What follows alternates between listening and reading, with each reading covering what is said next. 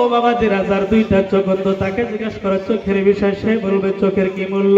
আরে বন্ধুগণ, অনেক মানুষ দেখেছি হাত একটা কাটা, হাত একটা নাই। প্যারে মুসলমান, ও বন্ধুগণ, যার হাত একটা নাই তাকে জিজ্ঞাসা করো হাতের কথা বলে দিবে, হাতের কি মূল্য সে বলে দিবে।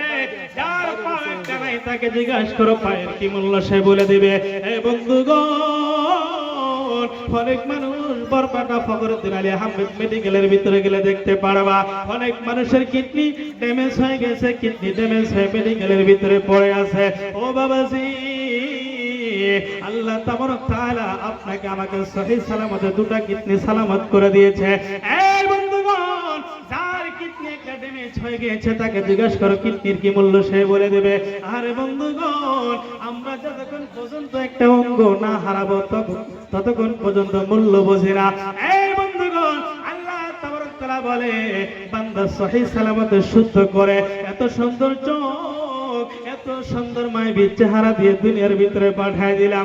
আমি আল্লাহকে ভুলে গেলি, আমি আল্লাহকে যাই ভুলে গেলে আল্লাহ তাকে দুনিয়ার বুকে পাঠিয়ে দিলাম। এই প্রিয় মুসলমান, ও আমার বাবাজিরা, আসেন আল্লাহ তাবারক তাআলা কি বলে বান্দাগণ। আরে বন্ধুগণ, এই যত সুন্দর করে লাইটিং এর ব্যবস্থা করা হয়েছে, এত সুন্দর করে প্যান্ডেলের ব্যবস্থা করা হয়েছে, আপনারা এই জায়গার ভিতরে বসে আছেন, আপনাদের মাথার উপরে পেপার টানায় দেওয়া আছে, এর পিছনে একটা উদ্দেশ্য আছে না নাই? জোরে কোন আছে না নাই? মুসলমান, এই জন্য দেওয়া হয়েছে, যদি এই জায়গার ভিতরে তিরফল টানায় না দিত, যখন ওষ পড়া শুরু হইতো, এই যে মানুষের জায়গা হইতেছে না, মানুষ বিশ্রাম পাইতেন, কথা কোন পাওয়া গেত হয়তো ধূর কেরাবো ওষের মধ্যে যায়, ঠান্ডা ভর দিয়ে পড়বো, কালকে করে নেবো।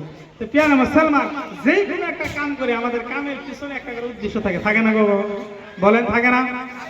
এই যে এত সুন্দর সাজাইছে, যে জায়গায় অনেক দূর দূরান্ত থেকে হুজুর এসে বলবো, এই জন্য এত সুন্দর করে সাজাইছে। আল্লাহ তাবারক তাআলা বলে, এই বান্দা, আমি তোমাদেরকে দুনিয়ায় পাঠাইছি, আমার একটা উদ্দেশ্য আছে। আল্লাহ তাবারক তাআলাকে জিজ্ঞাসা করা হলো, জিবরাইল বলে মাওলা মানুষকে বানাইলেন কোন উদ্দেশ্য নিয়ে? আল্লাহ তাবারক তাআলা বলেন ওয়া মা খালাকতুল জিন্না ওয়াল ইনসা ইল্লা লিয়াবুদুন। আল্লাহ তাবারক তাআলা বলে আমি মানুষ এবং জিন জাতিকে সৃষ্টি করেছি, আমি আল্লাহ তাবারক তাআলার ইবাদতের জন্য। চিল্লায় বলেন সুবহানাল্লাহ। এই যুবকরা একটু একটু আগে আসো, জায়গা হইতেছে না, পিছনে একটু একটু আগে বসো।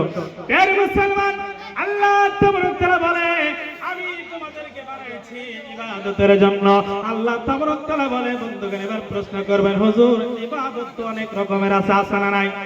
নামাজ পড়া এক রকমের ইবাদত, হজ যার টাকা পয়সা আছে, প্রিয় মুসলমান, যে হজের উপযুক্ত হয়েছে তার জন্য হজ ফরজ, হজ এক ইবাদত। আপনি মালিকে নিসাব হয়েছেন, যাকাত আপনার উপরে ওয়াজিব, কুরবানি আপনার উপরে ওয়াজিব। এই বন্ধুগণ, রোজা এক রকমের ফরজ, নানান ধরনের ইবাদত আছে। আল্লাহ তাবারক তাআলা বলে বান্দা আমি তোমাদেরকে ইবাদতের জন্য বানাইছি। এদিকে আর যাব না, বহুত লম্বা, যাই ইবাদতের জন্য আল্লাহ বানাইছে, বানায় কথা কোন।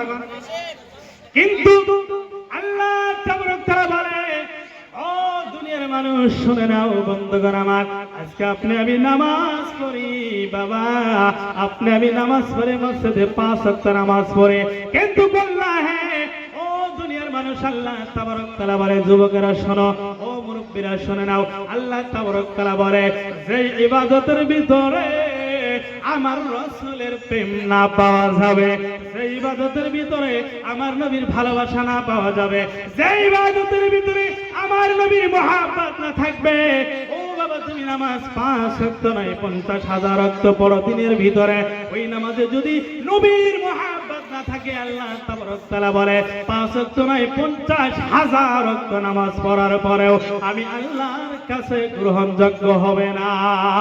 কথা বলেন ঠিক না? না মুসলমান।